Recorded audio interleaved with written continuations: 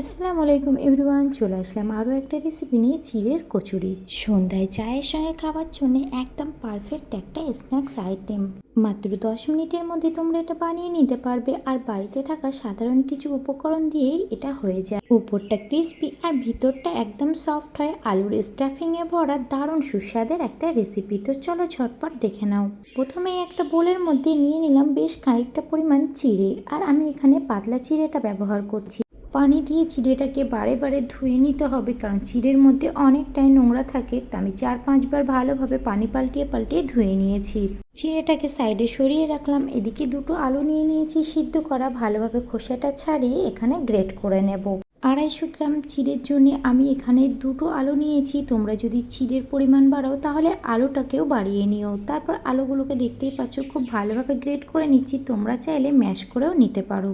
আলু গ্রেট করে নিলে খুবই সুবিধা হয়, কোনো রকম দলাভাব থাকে না। তো আলুটা গ্রেট করা হয়ে গেছে। এবার এদিকে গ্যাসের উপর একটা কড়াই বসিয়ে দিয়েছি। দিয়ে দিলাম 3 চামচ পরিমাণ সাদা তেল, দিয়ে দিলাম 1 চামচ পরিমাণ হিংটা একটু নাড়াচাড়া করে এর মধ্যে অ্যাড করব আদা কুচি কিছুটা পরিমাণ আর কাঁচা লঙ্কা। আদা আর কাঁচা লঙ্কাটাও একটু ভাজা ভাজা করে নিয়ে দিয়ে দেবো সিদ্ধ আলুটা যেহেতু সিদ্ধ করা, তাই এখানে কোনো রকম পানির ব্যবহারটা করব না। সব রকম মশলা দিয়ে আলুটাকে তেলের উপরে ভাজা ভাজা করে নেব। দিয়ে দিলাম 1 চামচ পরিমাণ হলুদ গুঁড়ো, ধনে গুঁড়ো, জিরে গুঁড়ো, লঙ্কা গুঁড়ো দিয়ে দিয়েছি 1 চামচ, আর পরিমাণ মতো দিয়ে দিলাম লবণ। খুব ভালোভাবে মিশিয়ে নিতে হবে।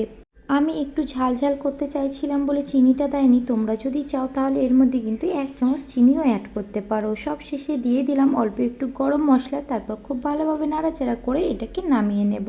গরম মশলা যদি হাতের কাছে না থাকে তাহলে কিন্তু তোমরা ম্যাগি মশলাটাও এর মধ্যে ব্যবহার করতে পারো। চিড়েটা কিন্তু অনেকটাই ফুলে গেছে, আর এর মধ্যে দিয়ে দিলাম পরিমাণ মতো লবণ, আর 1 চামচ চিনি দিয়েছি। কিছুটা জোয়ান হাত দিয়ে ক্রাশ করে দিয়ে দিলাম ছোট চামচের 4 চামচ ছাতু আর 2 চামচ সাদা তেল। তারপর খুব ভালোভাবে হাত দিয়ে চটকিয়ে চটকিয়ে মেখে নিতে হবে।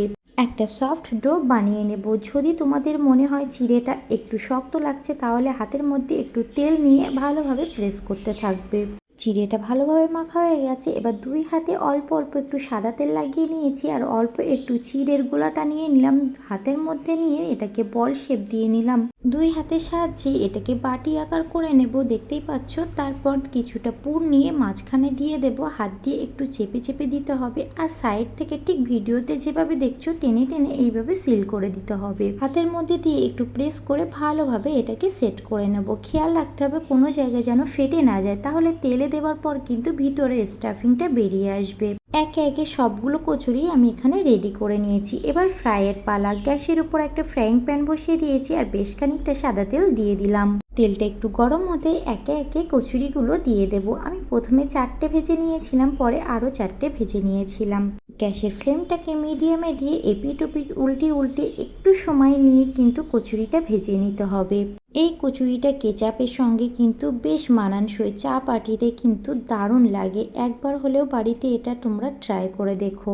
কয়েক মিনিটের মধ্যে দেখতেই পাচ্ছ কত সুন্দর কালার চলে এসছে, আর আমি একে একে তেল ছেঁকে নিয়ে সমস্তটা উঠিয়ে নিলাম।